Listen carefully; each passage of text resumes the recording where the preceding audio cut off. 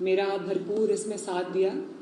خصوصی طور پر میں نام ضرور لینا چاہوں گی امجد پرویز صاحب کا، جو میرے لائر رہے ہیں. انہوں نے جس طرح 5-6 سال میرے مقدمے حق اور سچ کے لیے، جسٹس کے لیے جس طرح وہ کھڑے رہے ہیں، فائٹ کیا انہوں نے، میں ان کے لیے ان کی بھی بہت شکر گزار ہوں. پاسپورٹ کیس میں صرف یہ کہنا چاہتی ہوں کہ خوشی ہے مجھے اس بات کی کہ مجھے اپنا پاسپورٹ 3 سال کے بعد واپس مل گیا. لیکن میں یہ سوال تو میرے ذہن میں اٹھتے ہیں کہ وہ پاسپورٹ رکھا کیوں گیا 3 سال؟ مجھے کیوں محروم رکھا گیا میرے بنیادی حق سے، جو کہ ایک as a citizen of Pakistan میرا حق تھا. اور میں آج قوم کو یہ بتانا چاہتی ہوں کہ کیا آپ یہ جانتے ہیں، کیا میری قوم جانتی ہے کہ جس کیس میں میرا پاسپورٹ رکھا گیا 3 سال لاہور ہائی کورٹ میں، وہ کیس میرے خلاف کبھی بنا ہی نہیں. یہ وہ کیس ہے جب میں 2019 میں جلسے کر رہی تھی اور میاں نواز شریف کی رہائی کے لیے جلوس نکال رہی تھی اور عوام کو موبلائز کر رہی تھی. تو یہ فتنہ جو فورن فنڈڈ فتنہ، اس وقت یہ پرائم منسٹر تھا اور اس وقت یہ 1 پیج پہ بھی تھا. تو اس کو خوف ہو گیا کہ اگر عوام میرے خلاف کھڑی ہو گئی، کیونکہ جلسے بہت بڑے بڑے ہو رہے تھے، رات کو 3 بجے تک وہ جلسے ہو رہے تھے، تو پھر ان کے پاس میرے خلاف کوئی کیس تو تھا نہیں. تو انہوں نے انویسٹیگیشن کے سلسلے میں مجھے اریسٹ کیا. جب میں اپنے والد کو جیل میں ملنے گئی، وہاں پر انہوں نے مجھے اریسٹ کیا. 57 ڈیز انہوں نے نیب میں مجھے حبس بے جا میں رکھا، اور نیب میں کسی خاتون کو رکھنے کا پہلے کوئی ریکارڈ ہی نہیں ہے، کوئی ہسٹری نہیں ہے، کوئی مثال نہیں ہے. نیب کو بنایا ہی نہیں گیا خواتین کے لیے.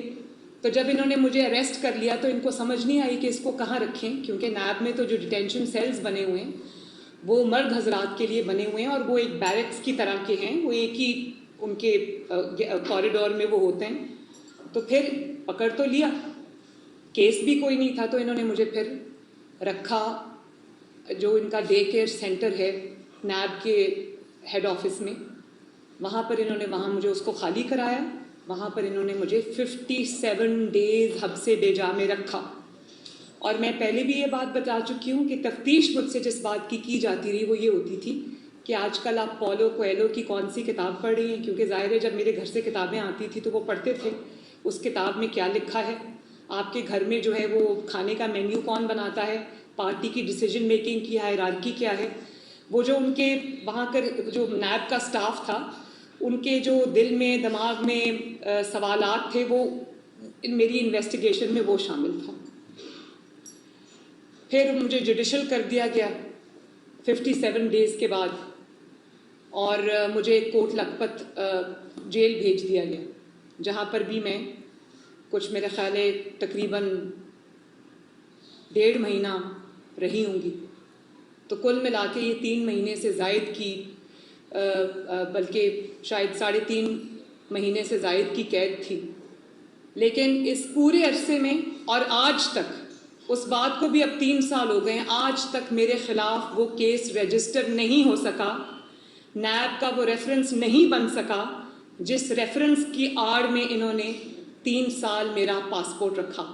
بلکہ 3 سال صرف پاسپورٹ نہیں رکھا، 7 کروڑ روپیہ بھی رکھوایا ہوا.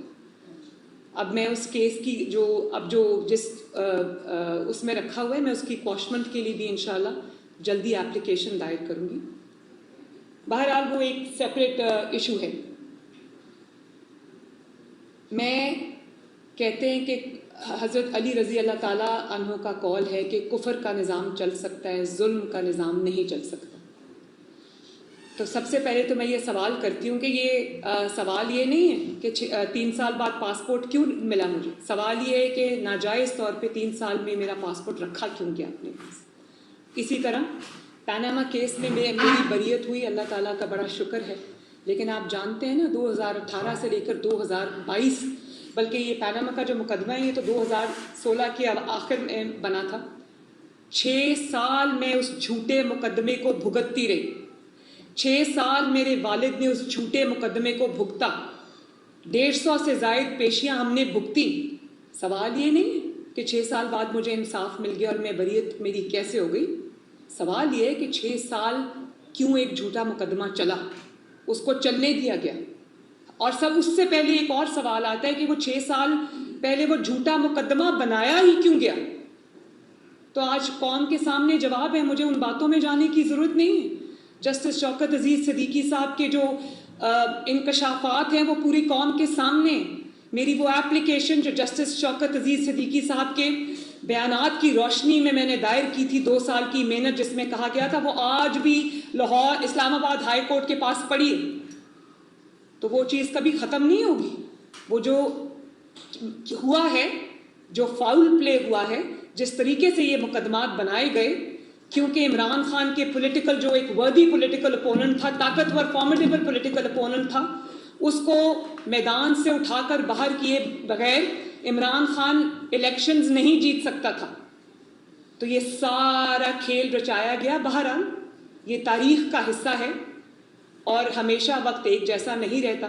اگر وہ پاناما کا مقدمہ نہیں رہا اور اگر یہ جو جھوٹا پاسپورٹ جس میں میرا رکھا ہوا تھا وہ مقدمہ نہیں رہا, تو انشاءاللہ تعالیٰ یہ بھی ایک دن قوم کے سامنے پوری حقیقت آ کر رہے گی. کیونکہ یہ تاریخ کا حصہ, ان کو کوئی مٹا نہیں سکتا, ان ثبوتوں کو کوئی نہیں مٹا سکتا, ان بیانات کو کوئی نہیں مٹا سکتا. اور میرا پاناما کا جو میرا کیس تھا, لوگ کہتے تھے جعلی ٹرسٹ ڈیڈ, اور یہ اس پہ تو میرے پہ مقدمہ بنا ہی نہیں تھا. یہ بھی قوم نہیں جانتی. وہ جھوٹ بول بول کے, وہ جھوٹی ٹرسٹ ڈیڈ والی ٹی شرٹس پہن پہن کے, کیلیبری کوئین کہہ کے انہوں نے ایک ایسی بات گھڑی جس کا جو یہ انہوں نے کیس میں رکھا ہی نہیں. کیس میں میرے اوپر جو کیس بنایا جس میں مجھے سزا ہوئی وہ ابیٹمنٹ میں تھی, اور وہ کہ جو کرائم ہوا ہے اس کی ابیٹمنٹ میں اور ایڈ کرنے کے لیے مجھے ایڈر اور ابیٹر کہا گیا, اور اس پر مجھے سزا ہوئی. کیلیبری پر نہیں ہوئی, ٹرسٹ ڈیڈ پر نہیں ہوئی. ٹرسٹ ڈیڈ تو اٹھا کر عدالت نے پھینک دی باہر.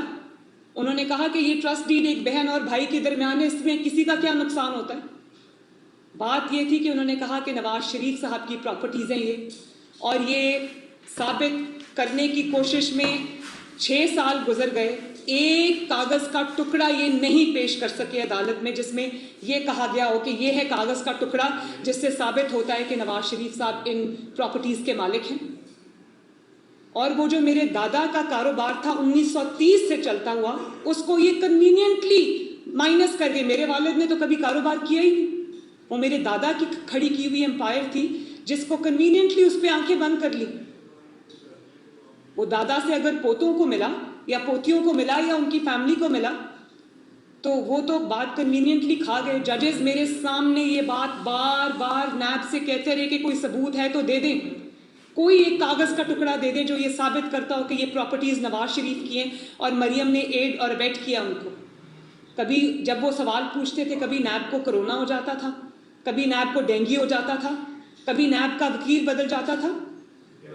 اور پھر میں نے جب یہ بریت ہو گئی تو میں نے پی ٹی آئی کے رہنماؤں کو یہ کہتے سنا کہ کیونکہ اب نیب جو ہے اس حکومت کے تابع ہے, تو جو پروسیکیوٹر لگایا گیا اس نے مقدمہ نہیں لڑا. تو یہ میں قوم کے لیے بتا دوں, ان کی انفارمیشن کے لیے, ان کے نالج کے لیے, کہ میرے مقدمے میں آخر تک وہی 2 وکلاء, وہی 2 پروسیکیوٹرز رہے جن نے میرا مقدمہ بنایا تھا. جس دن میری بریت ہوئی, اللہ تعالیٰ کا شکر ہے, اسی دن وہ سردار مظفر عباسی صاحب وہی پروسیکیوٹر آرگیو کر رہے تھے جنہوں نے جج بشیر کی عدالت میں 8 مہینے میرا مقدمہ لڑا میرے خلاف. اور ایک اور بات میں آج کلیریفائی کر دوں, میں نے اپنے وکیل کو یہ ہدایات دی تھی کہ مجھے نیب کی نئی امینڈمنٹس کا فائدہ نہیں اٹھانا. تو یہ میں پوری قوم کو آج یہ بتا دینا چاہتی ہوں. اس پہ ڈیٹیل پریسر میں نے پہلے بھی آپ سے کہا تھا کہ میں ڈیٹیل فیصلہ آنے کے بعد پاناما کا اس کے اوپر میں پریسر کروں گی. ابھی میں نہیں کروں گی. پھر میں بتاؤں گی کہ اس کیس میں کیا کیا ہوا اور کس طرح سے فاؤل پلے ہوا, کس طرح سے سازش ہوئی. سارے کیس کے ایک ایک حقائق جن پر میں نے آج تک بات نہیں کی اور چپ کا روزہ رکھا, وہ میں قوم کے سامنے لے کر آؤں گی. لیکن میں آپ کو یہ بتا دوں کہ مجھے جو امینڈڈ لا ہے نیب کا، جو نئی امینڈمنٹس آئی ہیں، نہ میں نے وہ اویل کی ہیں، نہ اس کے تحت مجھے ریلیف ملا ہے.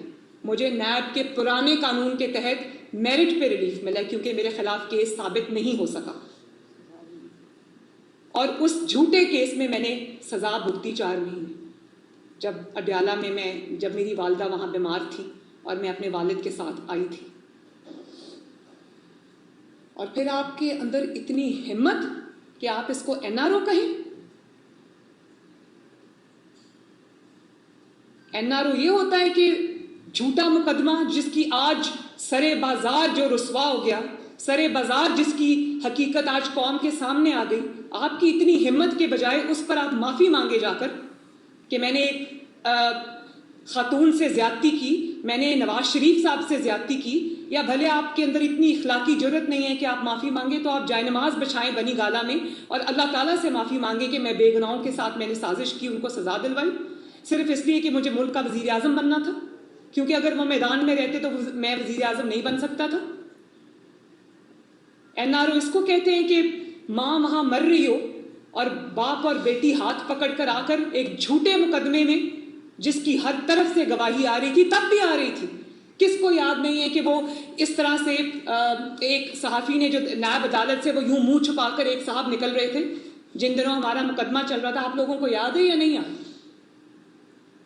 شوکت عزیز صاحب کی گواہی کس کو یاد نہیں ہے؟ ارشد ملک کی گواہی کس کو یاد نہیں ہے؟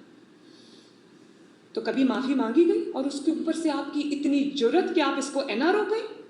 این آر او یہ ہوتا ہے، این آر او یہ ہوتا ہے کہ نواز شریف کی بے گناہی کے ثبوت کے بعد ثبوت آئیں، ارشد ملک کی ویڈیو آ جائے، ثبوت میں وہ کہہ رہا ہے کہ مجھے بلیک میل کر کے سزا دی گئی، اور وہ آج تک باہر بیٹھے.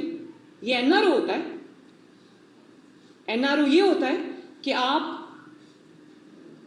کیا نام ہے جو نیب کے پچھلے سربراہ تھے، جسٹس جاوید اقبال، آپ ان کو ان کی ویڈیو دکھا کر بلیک میل کریں اور ان سے اپنے مخالفین کے خلاف فیصلے لیں. کیا این آر او اس کو کہتے ہیں؟ این آر او اس کو کہتے ہیں کہ مریم نواز پہ کوئی کیس نہ بنتا ہو اور وہ اب جلسے اور جلوس کر رہی ہو اور آپ ڈر جائیں، آپ خوف میں مبتلا ہو جائیں اور آپ اس کو بغیر کسی کیس کے اٹھا کر اس اندر کر دیں، نیب میں ڈال دیں، حبس بے جا میں رکھیں. کیا این آر او اس کو کہتے ہیں؟ اور وہاں سے آپ اٹھا کے اس کو کوٹ لکھپت کے ڈیتھ سیل میں پھینک دیں جہاں پر ایک چارپائی رکھی ہو اور باتھ روم اور کمرے میں دیوار نہ ہو. این آر او اس کو کہتے ہیں. آپ کہتے ہیں ڈار صاحب این آر او کے بعد آئے. میں تو یہ سوال پوچھتی ہوں کہ واپس آنا تو تھا نا، ظلم نے ایک دن مٹنا تھا، یہ ہمیشہ کے لیے نہیں ہوتا. جو ظلم ہے اس کی شیلف لائف بہت چھوٹی ہوتی ہے. ڈار صاحب کو اس ملک سے جانا کیوں پڑا؟ واپس آنا تو بعد کی بات ہے، پہلے بتائیں. اور آپ کے منہ پہ قدرت کا زناٹے دار تھپڑ پڑا ہے کہ جس ڈار صاحب کو آپ نے فاؤل پلے کر کے نکلوایا، آج وہ آپ کا دوبارہ سے فائنانس منسٹر ہے. اور ڈار صاحب سے تکلیف جو ہے نا وہ این آر او کی نہیں ہے، ڈار صاحب کے واپس آنے کی بھی تکلیف نہیں ہے. ڈار صاحب سے ان کی جو اب میٹنگز بنی گالا میں ہو رہی ہیں نا، ان کے اپنے لوگوں نے مجھے بتایا کہ ان میٹنگز میں اب بات یہ ہوتی ہے کہ ڈار صاحب واپس آ گئے تو ڈالر کی قیمت جو ہے وہ نیچے آ رہی ہے، روپیہ مستحکم ہو رہا ہے، اسٹاک مارکیٹ جو ہے وہ بہتری کے سائنس دکھا رہی ہے، اوپر جا رہی ہے. ڈیزل اور پیٹرول کی پہلی بار قیمتیں اس طرح سے کم ہوئی ہیں.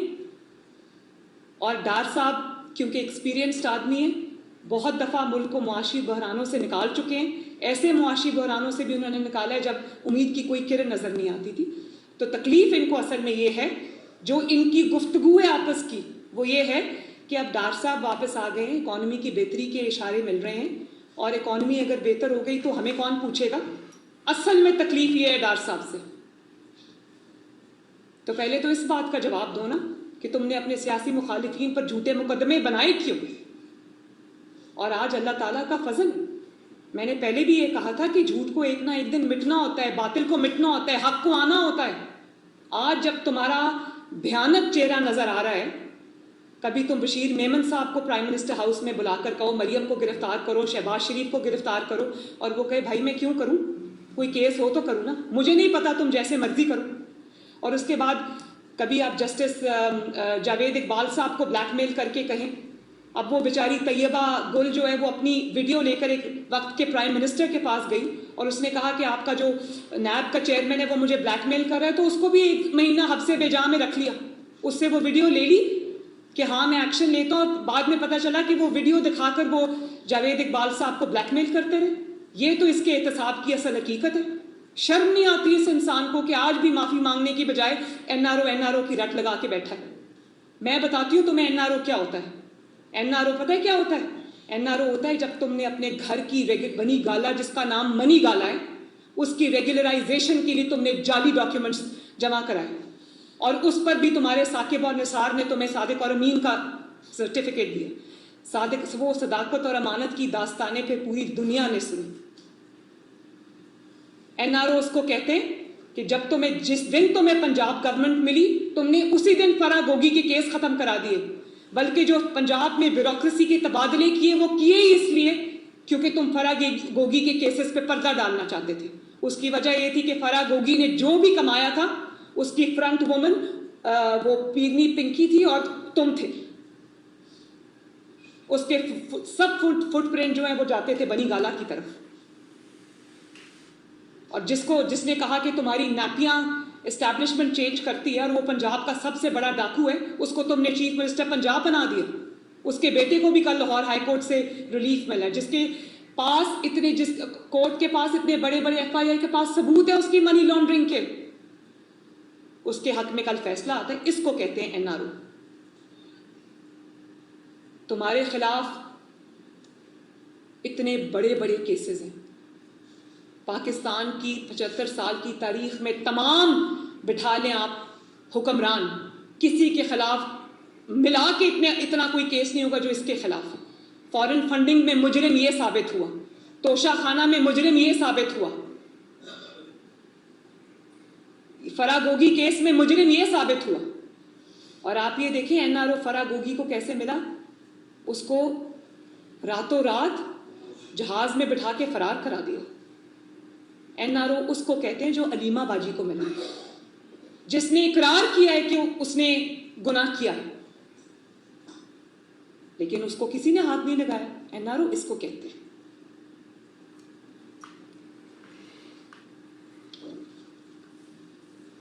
اور پھر تم نے کل کہا کہ کل میں انٹرویو، مجھے کسی نے کلپ بھیجا کہ ہمارے معاشرے میں یہ فتنہ، فورن فنڈڈ فتنہ کیا کہہ رہا ہے کہ ہمارے معاشرے میں خواتین کا ایک بڑا خاص مقام ہوتا ہے، ان کی بڑی عزت ہوتی ہے، اور اگر مریم خاتون نہ ہوتی تو جیل میں ہوتی. تو جب مریم جیل میں تھی تم نے ڈالا تھا جھوٹے مقدمے، تب مریم خاتون نہیں تھی. تم تو خواتین کے عزت کے معاملے میں بات کرنے کے بھی قابل نہیں ہو. تمہارا اتنا برا خواتین کے معاملے میں ٹریک ریکارڈ ہے. اس سے زیادہ میں کچھ نہیں کہوں گی، کیونکہ میری جو ٹریننگ ہے، میری جو اپ برنگنگ ہے، وہ مجھے اس چیز کی اجازت نہیں دیتی کہ میں عمران پہ پرسنل اٹیک کروں. لیکن کس سے چھپی ہوئی ہے وہ بات جو خواتین کے معاملے میں، ان کی عزت کے معاملے میں اس کا ٹریک ریکارڈ ہے. مریم نواز تب بھی ایک خاتون تھی جب تم نے مریم نواز کو اڈیالہ جیل میں پھینکا باپ کے ساتھ. مریم نواز تب بھی ایک خاتون تھی جب تم نے اس کو نیب میں حبس بجا میں رکھا. مریم نواز تب بھی خاتون تھی جب تم نے اس کو کوٹ لکھپت جیل میں اس کے جلسوں سے ڈر کر تم نے ڈیتھ سیل میں پھینکا، سزائے موت کی چکی میں رکھا. مریم نواز تب بھی خاتون تھی جب اس کو تم نے 6 سال تم نے عدالتوں میں دھکے کھانے پر مجبور کیے. اس وقت مریم نواز خاتون نہیں تھی. اور جب مریم نواز نے اپنے حق میں کبھی خاتون کارڈ نہیں کھیلا، عورت کارڈ نہیں کھیلا، وکٹم کارڈ نہیں کھیلا، تو تم یہ خاتون کی رٹ نہ لگاؤ. جب مریم نواز نے خاتون ہونے کا کوئی بینیفٹ نہیں لیا، تم نے تو کبھی جیل کی شکل نہیں دیکھی، دیواریں پھیلان کے بھاگ جاتے ہو. اور تم نے سچے کیسز میں بھی تمہیں آج تک قانون کا سامنا نہیں کرنا پڑا. تو مریم نواز نے تو اللہ کے فضل و کرم سے جس ہمت کے ساتھ تمہارے انتقام کا مقابلہ کیا، تم تو بات کرنے کے قابل نہیں. جب میں نے اپنے خلاف عورت کارڈ اپنے حق میں نہیں کھیلا تو خبردار تم نے عورت ہونے کا کوئی نام بھی لیا.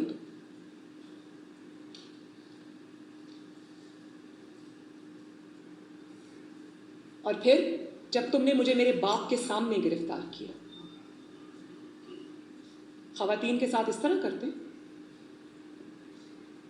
اس وقت میں خاتون نہیں تھی، یا خاتون صرف وہی ہے جو بڑی گالا میں چھپ کے بیٹھی ہوئی؟ وہ ہیروں کی انگوٹھیاں لے کر بھی آج، ہیروں کے سیٹ لے کر بھی آج اپنے گھر کے کمفرٹ میں. میں تو 6 سال سے سڑکوں پہ ہوں. لیکن قدرت کا اپنا ٹائمنگ بھی ہوتی ہے، قدرت کا اپنا طریقہ ہوتا ہے سچائی کو سامنے لانے کا. اور جس طرح انسان آزمائش سے گزر کر جب سرخرو ہوتا ہے، اس بات کا مزہ ہی ہوتا ہے. کوئی افسوس نہیں. میں آج بھی وکٹم کارڈ نہیں کھیلتی. جو میری ٹریننگ میرے مخالفین نے پچھلے 6 سال میں کرائی ہے، میں خود بھی، میرا پوری فیملی پارٹی مل کے میری یہ ٹریننگ کراتی تو کبھی نہیں ہو سکتی تھی. جو اللہ تعالیٰ نے مجھے ہمت دی، جو برائی کے خلاف، ظلم کے خلاف، انتقام کے خلاف، جال سازی کے خلاف کھڑے ہونے کا اللہ تعالیٰ نے مجھے حوصلہ دیا، میں اللہ تعالیٰ کی شکر گزار. اور آج میں ایک فرق مریم نواز ہوں. تو اس کا شکریہ مخالفین کا بھی بنتا ہے، اس فتنہ خان کا بھی بنتا ہے. تمہاری طرح بنی گالا میں چھپ کے یا گرفتاری کے خوف سے حفاظتی ضمانتیں نہیں کراتی پھرتی تھی. تب بھی میں خاتون تھی. جب مجھے نیب نے بلایا تو میں نے نیب کی، پرویز رشید صاحب اور مریم میرے ساتھ تھے، میں نے نیب کے پتھر بھی کھائے. میری بلٹ پروف گاڑی پہ فائرنگ ہوئی، اس کی اسکرین ٹوٹ گئی. تب بھی میں خاتون تھی. خاتون کے ساتھ یہ سلوک کیا جاتا ہے تو خاتون کا تو نام بھی تم نہ لو. مجھے پتہ ہے کہ تم خواتین کی کتنی عزت کرتے ہو. تم نے جس طرح تم نے، چلے یہ تو سیاسی ہو گیا نا، تم جس طرح فرسٹریشن میں میرے خلاف جملے کستے ہو اسٹیج پہ کھڑے ہو کر جلسوں میں. یہ کس نے کہا تھا کہ مریم میرا اتنی بار نام لیتی ہے کہ اس کا کہیں ہسبینڈ نہ ناراض ہو جائے؟ یہ گھٹیا جملے بازی کس نے کی تھی؟ چلے مریم نواز کو چھوڑ دیں، وہ آپ کی پولیٹیکل اپوننٹ ہے، آپ کو ڈر لگتا ہے اس سے. آپ مجھے صرف یہ بتائیں، آج کل ان کی ساری تقاریر میرے خلاف ہوتی ہیں تو مجھے پتہ ہے کہ ان کو وہ کیا سوچ رہے ہیں. تو یہ جو آنریبل جج زیبا کے بارے میں گفتگو کی تھی اس فتنہ نے، وہ کیا تھا؟ للکارا جلسے میں کھڑے ہو کر کہا کہ تمہیں بھی ہم نہیں چھوڑیں گے. کیا الفاظ استعمال کیے؟ آپ کے خلاف بھی ہم ایکشن لے کے، جج زیبا نام بھی لیا.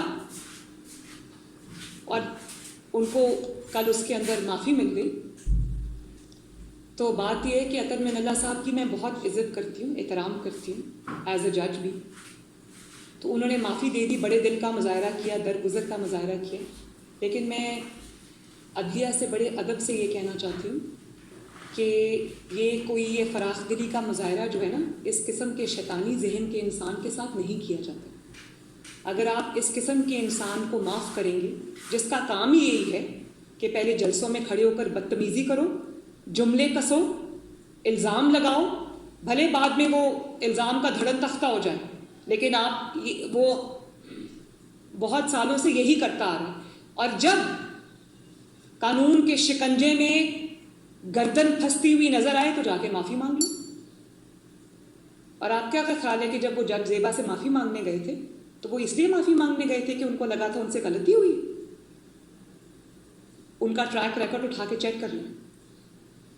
وہ جج زیبا صاحبہ سے معافی مانگنے اس لیے گئے تھے کہ ان کو پتا تھا کہ اگر میں نے یہ معافی نہیں مانگی تو میں ڈسکوالیفائی ہو جاؤں گا، میں توہین عدالت میں ڈسکوالیفائی ہو جاؤں گا. تو یہ معافی انہوں نے اپنی جان بچانے کے لیے مانگی. اور جج زیبا صاحبہ کی جو توہین ہوئی ہے اس کی کبھی معافی دینے سے پہلے جج زیبا صاحبہ سے پوچھا کہ اس کو معافی ملنی چاہیے یا نہیں ملنی چاہیے؟ کیا آپ کو اندازہ ہے کہ ایسے شخص کو جب معافی ملتی ہے تو آپ کس چیز کو فروغ دے رہے ہیں پاکستان میں؟ پھر اب کس کے منہ پہ فلٹر لگا ہوگا؟ کوئی بھی جلسے میں کھڑا ہو کے اٹھ کے کسی خاتون کو گالی دے، ڈرائے، دھمکائے، جھوٹا الزام لگائے، بلی کرے اور اس کے بعد جا کے معافی مانگ آئے گا. پھر سب کو معافی دینی پڑے گی. پھر طلال چودھری صاحب کو جنہوں نے کچھ نہیں کیا ان کو بھی معافی دینی پڑے گی. پھر جو دانیال عزیز صاحب ہیں انہوں نے بھی کچھ نہیں کیا، ان کو بھی معافی دینی پڑے گی. پھر نہال ہاشمی صاحب کو بھی معافی دینی پڑے گی. اور ان کو معافی ملنی بھی چاہیے کیونکہ انہوں نے کچھ نہیں کیا، وہ سیاسی لوگ ہیں. اس شیطان کو آپ نے معافی دی تو اس کا مطلب ہے کہ آئندہ یہ یہی کرے گا. وہ اور زیادہ امبولڈن ہوا ہے آج. اس کو پتا ہے کہ جو چاہے کر لو، بعد میں جا کے معافی مانگ لو.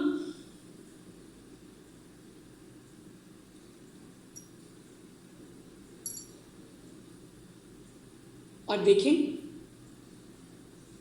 ایک اور میری نظر سے ویڈیو گزری، یہ ARY کو وہ اینکر ہیں شاید ماریا میمن، ان کو انٹرویو دے رہے تھے، اور آپ یہ اندازہ لگائیں اس شخص کا، مجھے وہ الفاظ نہیں ملتے، آپ اندازہ لگائیں، کہتا اس نے کہا وہ سائفر کہاں ہے، کاپی جو سائفر کی، وہ تو میں گم ہو گئی مجھ سے، اندازہ لگائیں آپ، سائفر گم ہو گیا مجھ سے، وہ سائفر کوئی ہیرے کی انگوٹھی کے لین دین کا تو وہ ریکارڈ نہیں تھا نا جو تم نے گم کر دیا تو کوئی بات نہیں، یا وہ سائفر جو تم نے ڈالرز لیے ہیں فارن فنڈنگ کیس میں، یہ وہ تو نہیں تھا نا، یہ پاکستان کی امانت تھی۔ مجھے یہ بتائیں کہ پاکستان کی 75 سال کی تاریخ میں کتنے سائفرز آئے ہوں گے پاکستان کو، لاکھوں آئے ہوں گے، آج تک کوئی سائفر غائب ہوا ہے کہیں؟ وہ سائفر، بات یہ نہیں ہے کہ وہ سائفر کہاں گیا، غائب ہو گیا، اس کی کاپی وہاں پڑی ہوئی ہے نہیں پڑی ہوئی، الزام یہ نہیں ہے، وہ بھی ایک بہت بڑا الزام ہے کہ آپ نے ایک ریاست کی دستاویز کو آپ نے غائب کیا، وہ بھی الزام ہے، اور یہ میں نہیں کہہ رہی کہ وہ گم گیا، میں نہیں کہہ رہی ہے، یہ عمران خان فتنہ خان خود اپنے انٹرویو میں کہہ رہا ہے کہ وہ مجھ سے گم ہو گئی۔ الزام جو سنگین نوعیت کا الزام ہے وہ یہ نہیں، وہ اس سے بھی زیادہ سنگین ہے، اس کا گم ہونا بھی سنگین ہے، لیکن اس سے زیادہ سنگین بات یہ کہ آپ نے جال سازی کی اس سائفر کے اندر، آپ نے منٹس آف دا میٹنگ تبدیل کیے، آپ نے زیرو جس میں کوئی سازش کا نہ ذکر تھا نہ سازش کا کوئی عطا پتہ تھا، آپ نے اس کے اوپر سازش بلڈ کر دی۔ یہ ہوتا ہے جب آپ ایک کھلنڈرے کو، تلنگے کو لا کر آپ بٹھا دیتے ہیں پرائم منسٹرز آفس میں کہ کھیلو 22 کروڑ کی تقدیر سے، اور آپ جانتے ہیں کہ اب فارن آفس کے جو لوگ ہیں وہ کیا کہتے ہیں، پرائم منسٹر کیا کہتے ہیں، اب جو بین الاقوامی دنیا ہے، انٹرنیشنل ورلڈ ہے، دنیا کے ممالک ہیں، وہ پاکستان کو سائفر بھیجنے سے آج ڈر رہے ہیں کہ ان کو پتہ نہیں ہے، وہ کہتے ہیں کہ ہمیں یہ پتہ نہیں ہے کہ اس سائفر کے ساتھ کیا ہوگا، اس کے منٹس تبدیل کر کے اس کو سازش بنا دیا جائے گا۔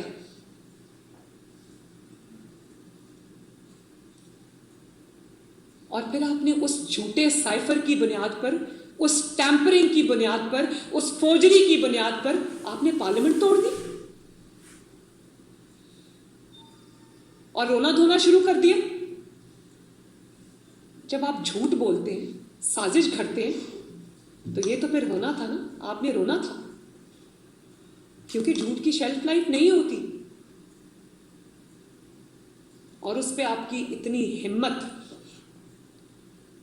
کہ آپ نے ٹیکسلا کے جلسے میں کھڑے ہو کر جو باتیں آپ نے کی، جس قسم کے رقیق حملے آپ نے انسٹیٹیوشنز پہ کیے، آپ کو شرم آنی چاہیے۔ میں آپ کو ابھی کچھ ویڈیوز دکھاتی ہوں اور آپ وہ ویڈیو دیکھیں، اس کے بعد ہم بات کریں گے۔ لگائیں جی ویڈیو۔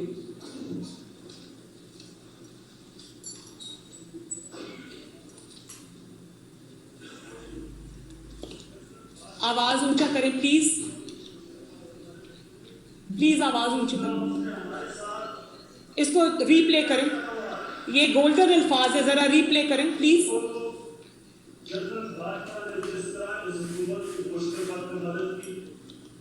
جس طرح اس نے ہمارے ساتھ نہیں کہنا جاتا ہوا،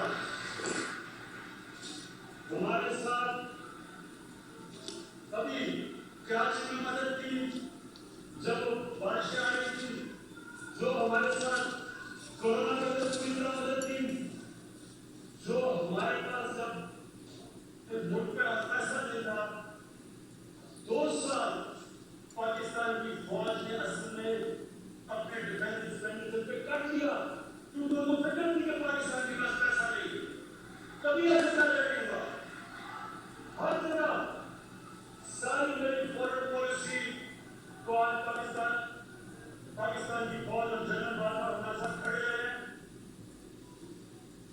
اگلا لگائیں ضرور۔ میرے خیال میں جنرل باجوہ ہے، یہ سب سے زیادہ نیوٹرل اور کو کم کر کے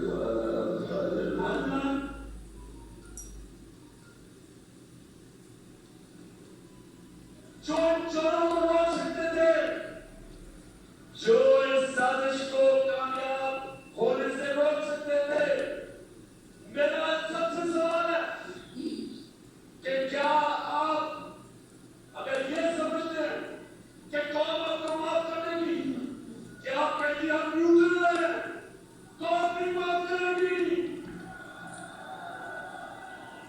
ایسا کیا بات کریں گے ان لوگوں کو جنہوں نے ٹانگوں کو آنے دیا؟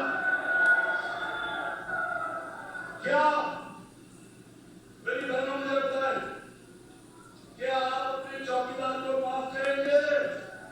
نہیں۔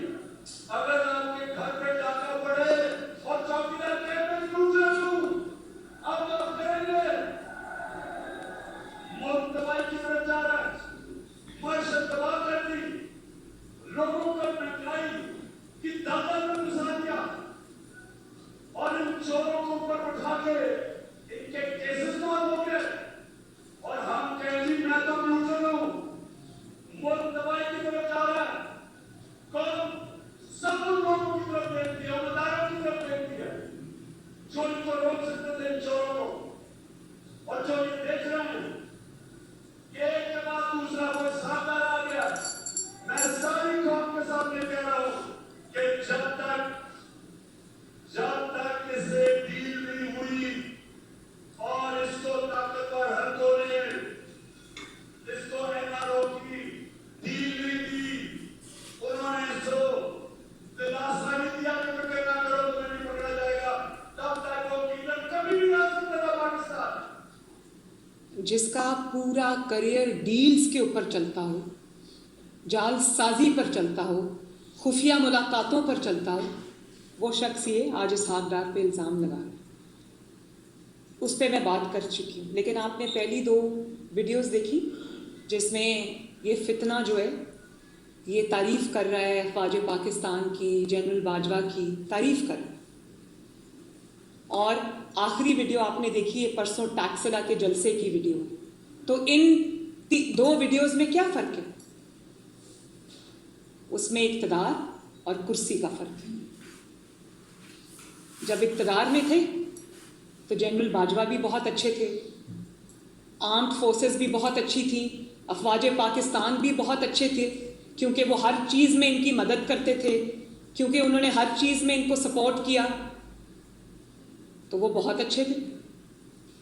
اور اب اونلی 6 months apart آج کی گفتگو سن لیں جو ٹیکسلا کے جلسے میں کی۔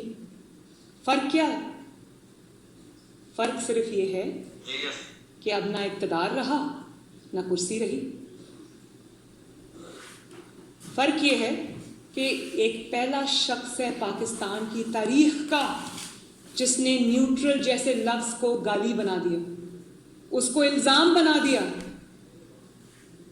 کیوں بنایا؟ نیوٹرل لفظ کو جو آپ کا آئین کہتا ہے، جو آپ کا قانون کہتا ہے، آپ نے اس کو گالی کیوں بنا دیا؟ کیونکہ آپ کی نیپیز بدلنے سے انکار ہو گیا۔ آپ کی بیساکھیاں جس پہ آپ 4 سال کھڑے رہے، 2011 میں جو بیساکھیاں آپ کو ملی وہ آپ سے لے لی گئی، کیونکہ آپ ان بیساکھیوں کے بھی اہل نہیں تھے۔ آپ اتنے نااہل اور نالائق شخص تھے کہ بیساکھیاں بھی آپ کو کھڑا نہیں کر سکی۔ بھئی اتنی آپ کو، اگر آپ ہر روز کہتے ہیں میں بڑا مقبول ہوں، تو اگر اتنی مقبولیت پہ آپ کو اپنی مقبولیت پہ آپ کو انحصار ہے تو کیوں بار بار نیوٹرل سے فریادیں کر رہے ہیں؟ کیوں بار بار ان کو مجبور کر رہے ہیں کہ وہ اپنے حلف سے پیچھے ہٹیں اور آ کے آپ کی مدد کریں؟ یہ سٹیٹمنٹس نہیں ہیں، یہ دہائیاں ہیں جو وہ دے رہے ہیں کہ خدا کے واسطے میری آنکھ بن جائیں، میرے ناک بن جائیں، میرے ہاتھ بن جائیں، جیسے کہ 2018 کے الیکشنز میں وہ بنے تھے۔ یہ ایک ہی شخص کی گفتگو ہے، یہ دو اشخاص کی گفتگو نہیں ہے، یہ 2 لوگوں کی گفتگو نہیں ہے، یہ ایک ہی شخص کی گفتگو ہے جس کا نام عمران خان ہے۔ فرق صرف یہ ہے کہ جب تعریفیں تھیں تو وہ اقتدار میں تھا، جب اٹیکس کر رہا ہے تو وہ اقتدار سے باہر آ گیا۔ یہ ہے اس شخص کی حقیقت۔ آج اس کو اقتدار میں واپس ڈال دیں تو یہ تعریفیں کرنی شروع کر دے گا، آپ اس کی نیپیز بدلنا شروع کریں تو یہ تعریفیں کرنی شروع کر دے گا، آپ اس کے مخالفین کو اٹھا کے کنٹینرز میں بند کریں، ان کے اوپر جھوٹی مقدمے بنائیں، ان کو انتخابی میدان سے باہر کریں تو یہ تعریفیں شروع کر دے گا۔ آپ ان کی ناک بن جائیں، آنکھ بن جائیں، ہاتھ بن جائیں، اس ہاتھوں سے لوگوں کو ماریں، اس کے مخالفین کو ماریں اور یہ اس کے لیے میدان خالی کریں تو یہ آپ کی تعریفیں کرے گا۔ اور وہ شخص جو رات کو ایوان صدر کے اندر خفیہ ملاقاتیں کرتا ہے، एनआरओ मांगता है, जब एनआरओ नहीं मिलता तो बाहर खड़े होकर जलसे में बदतमीजी शुरू कर देता है। और आप ये देखें कि तनकीद अगर जायज़ हो, किसी दायरे में हो, तमीज़ के दायरे में हो, इशू बेस्ड हो, तो मुझे उस तनकीद से इख्तलाफ नहीं। लेकिन आप सिर्फ ये देखें कि वो क्या तालीम दे रहे हैं। वो ये कह रहे हैं कि क्या तुम इन चौकीदारों को छोड़ दोगे, क्या तुम इंस्टीट्यूशंस को छोड़ दोगे। मतलब वो चौकीदार जो है, अगर वो वतन की जो बॉर्डर्स हैं उनकी हिफाजत छोड़ के वो बनी गाला की हिफाजत करना शुरू कर दे तो फिर चौकीदार ठीक है। बनी गाला में हीरो की हिफाजत करना शुरू कर दें। इतने ऑनेस्ट ऑफिसर्स को आपने सिर्फ इसलिए बाहर निकाल दिया क्योंकि उन्होंने ये कहा था कि आपकी जो वाइफ है पिंकी पीरनी साहिबा जो है बतौर प्राइम मिनिस्टर आपके ऑफिस में उन्होंने जाके कहा था कि वो हीरो के हार रिश्वत में ले रही, तो आपने उनको वहां से निकाल दिया। और जब आपको एनआरओ नहीं मिलता तो आप इस तरह से रोना धोना शुरू कर देते हैं, बदतमीजी शुरू कर देते हैं। और आप तालीम क्या दे रहे हैं? वही जो आपने पीटीआई के लोगों को, मरियम औरंगजेब के साथ जो लंदन में हुआ, क्या आप लोगों को तरगीब दे रहे हैं कि जो सिपाही अपनी जानें कुर्बान करते हैं सियाचिन बॉर्डर्स पे खड़े होकर, आज भी जो जंग है इसकी जो दहशतगर्दी की जो जंग है उसमें आज भी जवान भी अपनी जानें दे रहे हैं, ऑफिसर्स भी अपनी जानें दे रहे हैं। और इक़्तिदार में आप ये बातें करते हैं, इक़्तिदार से जब आप बाहर आते हैं, हेलीकॉप्टर क्रैश होता है, उसमें आपके जनरल से लेकर नीचे छोटे सिपाही तक शहीद हो जाते हैं। आपने उनको भी तज़हीक का निशाना बनाया। आपने उनके खिलाफ सोशल मीडिया पे कैंपेन्स चलाए, अरसलान बेटा गद्दारी से लिंक कर दो। ये तो कोई मुल्क का बदतरीन दुश्मन नहीं करेगा। और आज आपको इक़्तिदार नहीं मिलता तो आप इंस्टीट्यूशंस को तनकीद का निशाना बनाते हैं। ईसीपी में क्योंकि आपकी चोरी पकड़ ली और वो चोरी इतनी बड़ी थी कि वो नहीं छुपा सकते थे उसको, आपको रंगे हाथों पकड़ा। जो 7 साल आप जिस निज़ाम पर सांप बन के बैठे रहे, जनरल पाशा और जनरल ज़हीरुल इस्लाम ने ईसीपी के थ्रू और आपके नाक कान और आंखों ने ईसीपी के आप पे फॉरेन फंडिंग का मुकदमा दबा के रखा। कभी ना कभी उसने सामने आना था ना। जब वो सामने आया तो इतनी ग्लेरिंग चीज़ें आवाम के सामने आई कि आपने करोड़ों रुपया जो बाहर के ममालिक हैं, दुश्मन ममालिक हैं, उनसे लिया पाकिस्तान को डिस्टेबलाइज करने के लिए, और वही आपने किया। तो जब तक फॉरेन फंडिंग का मामला रफा दफा हुआ था, दबा के रखा हुआ था, तब तक ईसीपी का चेयरमैन जिसको आपने खुद लगाया वो बहुत अच्छा था, वो एक बड़ा ऑनेस्ट ऑफिसर था। जब उसने आपकी चोरी पकड़ ली, जब उसने आपको रंगे हाथों पकड़ा, आपका चेहरा आवाम को दिखाया, तो वो बुरा हो गया, वो करप्ट हो गया।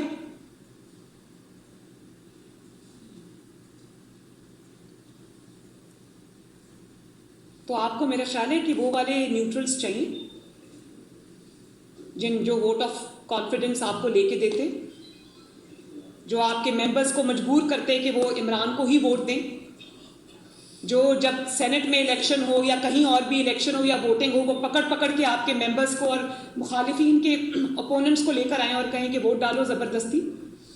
आप किस बात के लिए रो रहे हैं? जो तुम्हारे मुकदमात पर, तुम्हारे जराइम पर, तुम्हारे कसूर पर पर्दा डाले, वो ऑनेस्ट है, वो ठीक है। और जो तुम्हें रंगे हाथों पकड़े, तुम्हें एक्सपोज करे, वो करप्ट भी है, वो गलत भी है, उसके गिरबान को भी पकड़ना है। तो मुझे इस बात का शदीद अफसोस हुआ है कि आप सोचें, जब इसने जो बदतमीजी की है टैक्सला के जलसे में, जहाँ इसने कहा है कि क्या आप उन चौकीदारों को माफ़ कर देंगे, मेरी बहनें माफ़ कर देंगी, तो वो जो सियाचिन में खड़ा सुन रहा है, जब उस तक ये बात पहुंचेगी, जो सरहदों की हिफाजत पे मेरे भाई और बेटे खड़े हैं, जब उन तक ये बात पहुंचेगी तो उनको क्या पैगाम मिलेगा, उनके दिल पर क्या गुजरेगी। हर चीज को आपने अपनी घटिया सियासत की नजर करना है तो आपको शर्म आनी चाहिए। इशू पे बात करें, हम सब सुनेंगे, लेकिन ये रोना धोना जो है ना कि मुझे मेरी नैपीज क्यों नहीं बदल रहे, मुझे क्यों नहीं सपोर्ट कर रहे, मेरे क्रचेस क्यों नहीं बन रहे, मेरी बैसाखियां क्यों नहीं बन रहे, मुझे इक़्तिदार क्यों नहीं लेके दे रहे। इक़्तिदार कोई लॉलीपॉप है जो उठा के आपके हाथ में दे देंगे? जी उस्मान, आप बात करें, मैं देखती हूँ, आरिफ में देखती हूँ।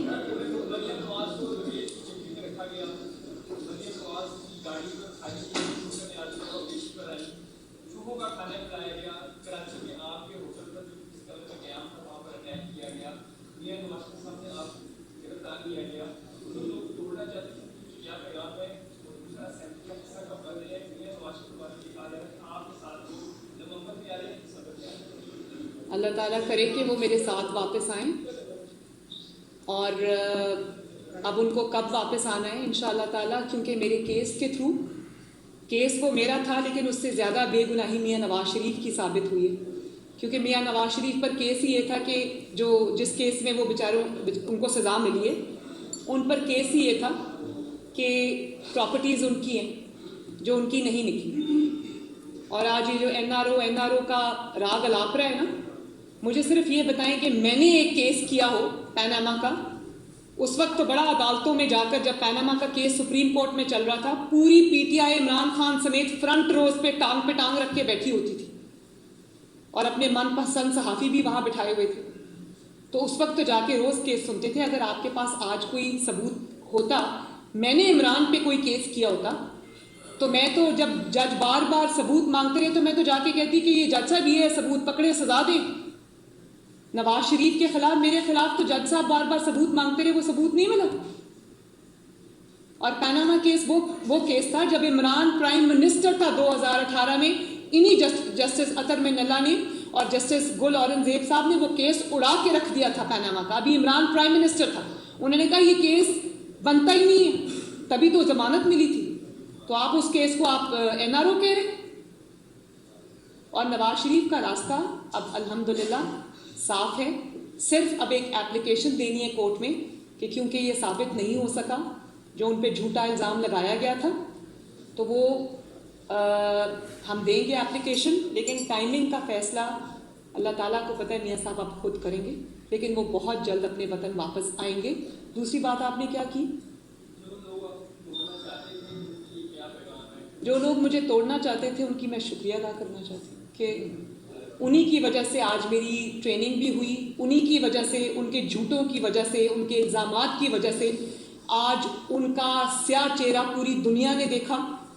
اب وہ این آر او ڈیل کا راگ الاپنے پر مجبور ہیں، لیکن اگر کوئی حقیقت کی آنکھوں سے دیکھے تو زناٹے دار قدرت کا تھپڑ ان کے منہ پہ پڑا، اور ان کی باتوں سے پتہ چلتا ہے، فرسٹریشن سے پتہ چلتا ہے۔ تو میں ان کو یہ کہنا چاہتی ہوں، آپ کا بہت بہت شکریہ۔ جی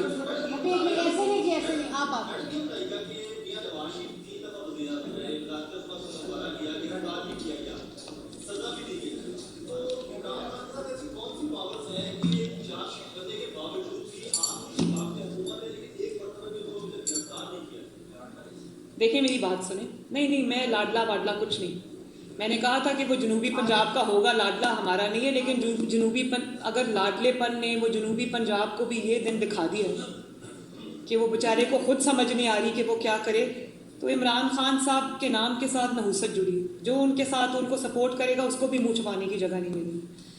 جہاں تک آپ نے یہ بات کی کہ کیا سوال کیا تھا آپ کا، بڑا ضروری، ہاں آپ نے کہا کہ اس کو پکڑتے کیوں۔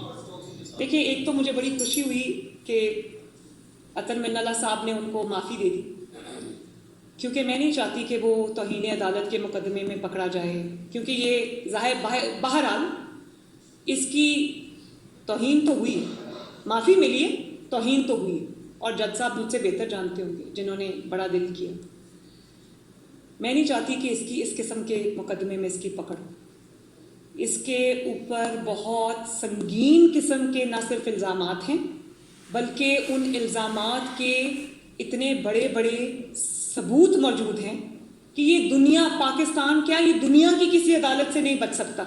فارن فنڈنگ کیس آپ لے لیں، اس پہ ثابت ہوا کہ اس نے پاکستان کی دشمن طاقتوں سے پیسہ لیا، نہ صرف پیسہ لیا، لاکھوں ڈالر لیے، ان کو اپنی جیب میں ڈالا، ملازموں کے نام پر وہ منگوائے، اپنے جماعت کے اراکین کے نام پر منگوایا، اور اس کے بعد اپنے دستخطوں سے منگوایا، کہ دستخط مجھے نہیں پتا تھا میں کر رہا ہوں۔ بڑی اچھی بات ہے جی، آپ کلاس 4 میں پڑھتے ہیں، آپ کو پتہ نہیں چلا کہ کس نے آپ سے دستخط کرا لی، اور اس کے بعد آپ نے مس ڈیکلریشنز کی۔ سب کیسز کا جو باپ ہے نا، حالانکہ اس کے سارے جرائم سنگین ہیں، یہ سائفر والا جرم بھی سنگین ہے، توشہ خانہ جرم بھی سنگین ہے، توہین والا جرم بھی سنگین ہے، لیکن سب کیسز کا باپ فارن فنڈنگ ہے۔ فارن فنڈنگ کیس کو اگر آپ دیکھیں تو وہ یہ سائفر کے ساتھ بھی لنک ہوتا ہے، کیونکہ فارن فنڈنگ پکڑ کر، ڈالر پکڑ کر آپ نے ملک کے ساتھ وہ کیا جو دشمن کرنا چاہتے تھے، اور دشمنوں نے خود نہیں کیا، عمران کے تھرو کیا, اس فتنے کے تھرو کیا. اس کا کام ہی فتنہ پھیلانا ہے. تو اس کے اوپر بہت بڑا کیس ہے فارن فنڈنگ کا. توشہ خانہ کیس میں آپ آ جائیں, کیا اس نے گھڑیاں نہیں لی؟ کیا گھڑیاں بیچی نہیں؟ اور آپ یہ دیکھیں کہ پہلے گھڑیاں بیچ دیں, ان کا پیسہ جیب میں ڈال لیا, اس کے بعد کہیں جا ڈکلیئر بھی نہیں کیا, جھوٹ بولا اس کے بارے میں بھی. تو کوئی بھی اس کا مقدمہ آپ اٹھا کے دیکھ لیں, سیاسی بنیاد پر اس کا کوئی مقدمہ نہیں بنا. سیاسی بنیادوں پر اس کو ریلیف ضرور مل رہا ہے, سزا نہیں ملی ابھی تک. اور اگر اس ملک میں آئین اور قانون نام کی چیز ہے تو پھر قانون کے جو ہاتھ ہیں وہ اس کے گریبان سے اب زیادہ دور نہیں. اور میری جد و جہد اس بات پر ہوگی کہ اس کو پکڑا جائے, اس کو بھی پتہ چلے کہ یہاں پر کس بھاؤ بکتی ہے. جی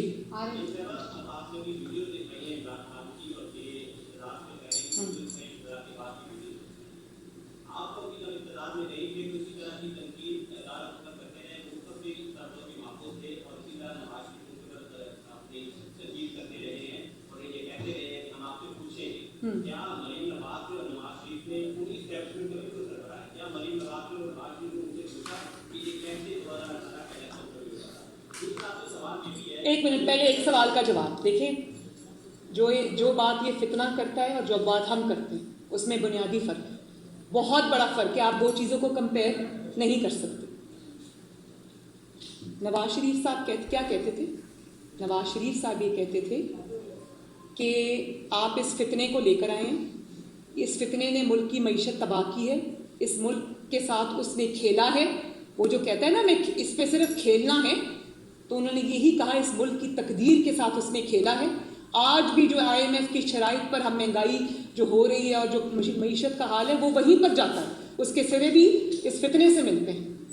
تو نواز شریف صاحب نے کہا کہ یہ نہ کریں, یہ جو سیاست ہے یہ آپ کا کام نہیں ہے, یہ آپ چھوڑ دیں سیاستدانوں پر اور آپ اپنے آئینی اور قانونی رول تک محدود ہو جائیں. یہ کیا کہہ رہے ہیں؟ فتنہ کیا کہہ رہے ہیں؟